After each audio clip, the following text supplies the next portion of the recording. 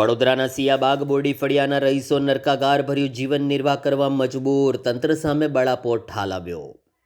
વડોદરાના સિયાબાગ બોરડી ફળિયામાં છેલ્લા ઘણા સમયથી પીવાનું પાણી ડ્રેનેજ મિશ્રિત આવી રહ્યું હોવાનું બહાર આવ્યું છે।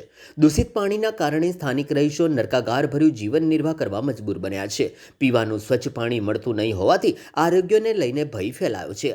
અગાઉ પણ ઘણી વખત રજૂઆત કરવામાં આવી, વિરોધ પ્રદર્શન કરવામાં આવ્યું, તેમ છતાં પણ આજ દિન સુધી સમસ્યાનું નિરાકરણ કરવામાં આવ્યું નથી, જેને લઈને ફરી એક વખત સ્થાનિક રહીશોએ એકત્ર થઈને તંત્ર સામે બળાપો કાઢ્યો હતો। સ્થાનિક રહીશોના કહ્યા મુજબ ડેપ્યુટી એન્જિનિયર હેતલબેન અને ડેપ્યુટી સિટી એન્જિનિયર ધાર્મિક દવેની બેદરકારીને કારણે આ સમસ્યા સતત વધી રહી છે। મહિને ₹600 સુધીનું પાણી બિલ ચૂકવ્યા પછી પણ ગંદુ પાણી મળવું રહીશો માટે મોટું દુઃખ અને ગુસ્સાનું કારણ બન્યું છે। નવીન લાઈન નાખ્યા બાદ પણ સમસ્યા યથાવત રહેતા લોકોમાં રોષ વ્યાપી ગયો છે। પરિસ્થિતિને ગંભીરતાથી લઈને કોંગ્રેસના કોર્પોરેટર વિસ્તારોમાં જઈને સ્થાનિકોની સમસ્યા તો સાંભળી અને તેમના સમર્થનમાં દેખાવ પણ કર્યો। બાળુશુરુએ તંત્રને કડક પગલાં લેવા માંગણી કરી હતી।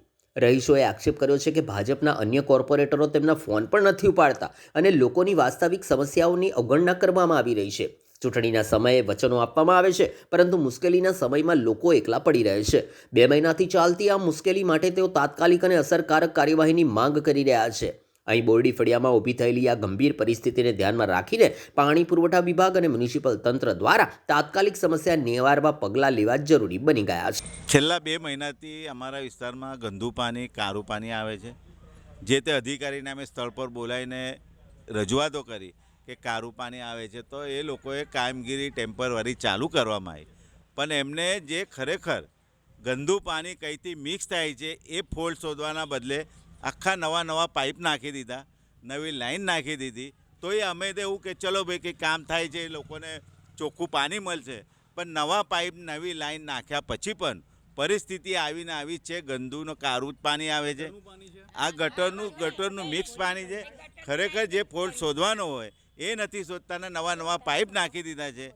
ને એવી ચર્ચા છે કે જે કોન્ટ્રાક્ટર છે એ પણ એમના કોઈ પાર્ટીનો જ છે, સભ્ય છે, એવી વાત મળી છે। ને ખરેખર આવી ઠેર છે કે આખા વિસ્તારમાં એ જ કામ કરે છે, એ જ કોન્ટ્રાક્ટર કામ કરે, તો આવા કોન્ટ્રાક્ટરની યોગ્ય રીતે નામ અમને નથી ખબર, પણ તપાસ થવી જોઈએ। કેમ કે આવી રીતે આપણો ખર્ચો, લોકોના પરસેવાના વેરાના પૈસાથી પાણીની લાઈન નાખતા હોય કે આપણો હેતુ એટલો જ હોય કે લોકોને સારું ચોખ્ખું પાણી મળે, પણ એનો હેતુ આપણો એ ના થતો હોય, લોકોને ચોખ્ખું પાણી ના મળતું હોય, તો આવા ઇજારદારની, આવા કોન્ટ્રાક્ટરની, જે અધિકારી હોય તમામની તપાસ થવી જોઈએ કે એવું કમિશનરશ્રીને અમે પત્ર બી લખીશું। અહીંનો ડેપ્યુટી હેતલબેન છે, અને પણ આ પ્રોજેક્ટમાંથી કામ થયેલું છે, એટલે આ તમામ વસ્તુની જવાબદારી એમની આવે।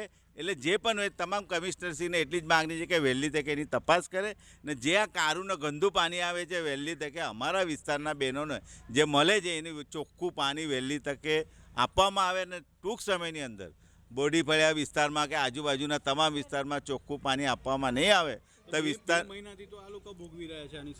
આખો દિવાળીનો તહેવાર આવ્યો કે અમે દિવાળીના તહેવારમાં બી આપના માધ્યમથી રજૂઆત કરી છે, કમિશનર સાહેબને રજૂઆત કરી હતી, સભામાં રજૂઆતો કરી હતી, અને ગઈકાલે જે સભા હતી, સામાન્ય સભા, એમાં બી આ વસ્તુની અમે રજૂઆતો કરી છે। પણ તમે જોઈ શકો છો કે કોઈ અધિકારી અને એટલા સત્તા પર બેઠેલા ને એટલો બધો અહંકાર આવી ગયો છે, એમને કોઈ જાતનું લોકોની ચિંતા નથી, લોકોની કોઈ એ નથી। ગોયા ગેટમાં છેલ્લા મહિનાથી તમે જોઈ શકો ઠેર જગ્યાએ લાઈનો કાપી નાખી છે, મહિનાથી લોકોને ગંદુનું કારું પાણી આવે છે। એ જ પ્રમાણે આ બોરડીપાયા વિસ્તારમાં છેલ્લા 2-2.5 મહિનાથી કારુંને ગંદુ પાણી આવતું હોય ને કામગીરી તમે એવી રીતે હલકી ગુણવત્તાવાળું કામ કરે છે કે કોઈ જાતનો એનો ફોલ્ટ પકડાતો નથી। એટલે આની તમામ વસ્તુની તપાસ થવી જોઈએ એવી અમારી માગણી છે।